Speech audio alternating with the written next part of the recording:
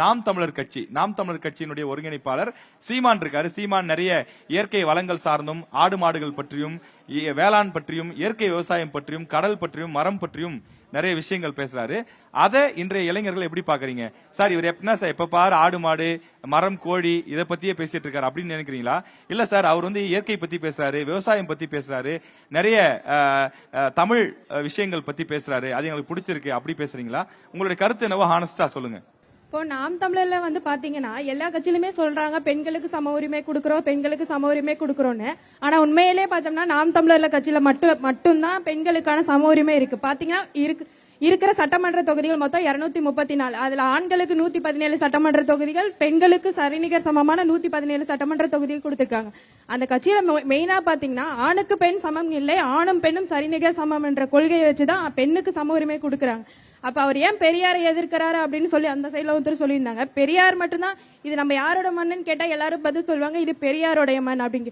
நாம் தமிழர் கட்சியில ஏன் அதை எதிர்க்கிறாங்கன்னா பெரியார் மட்டும் செய்யல, பெரியாரும் செய்தார், மத்தவங்க எல்லாம் பெரியார் மட்டும் செஞ்சாரு அப்படின்னா மத்தவங்க எல்லாம் எதுவும் பண்ணலையா?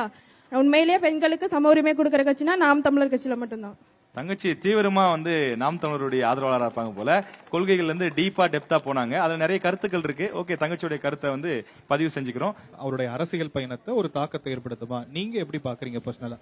தாக்கத்தை ஏற்படுத்தாது பாக்குறேன். ஏன்னா ஒரு கருத்து முன்னுக்கு பின் முரணா அவர் பேசுறாங்க. அது ரொம்ப நம்பகத்தன்மையற்றதா இருக்கு. ஆனா இப்ப வரைக்குமே அரசியல் கட்சி அப்படின்னும் போது அவர் கூட்டணியில இல்ல. மற்ற கட்சிகள் பாத்தீங்க அப்படின்னா கூட்டணியில அங்க அந்த கூட்டணி போறாங்க, இங்கிறது அந்த கூட்டணிக்கு போறாங்க, மாறி மாறி இருக்காங்க. ஆனா அவரை பொறுத்த வரைக்கும் தனியா தான் நிக்கிறாரு இல்லையா? அது ஒரு பெரிய பிளஸ் இல்லையா அவருக்கு?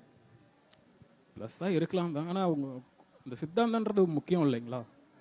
சித்தாந்த ரீதியால தான் நம்ம சித்தாந்த ரீதியா சில முரண்கள் இருக்கு, அதனால மாறுது அப்படிங்கிற மாதிரி சொல்றீங்க. Fine, okay, next.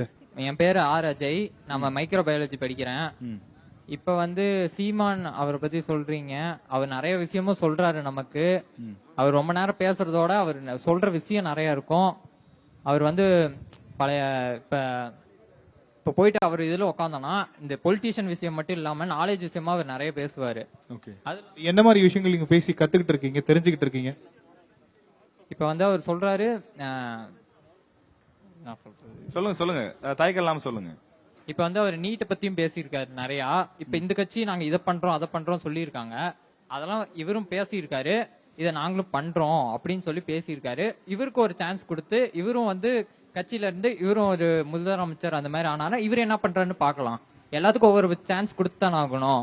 சரி, ஒருத்தரே மாத்தி மாத்தி இருக்க முடியாது.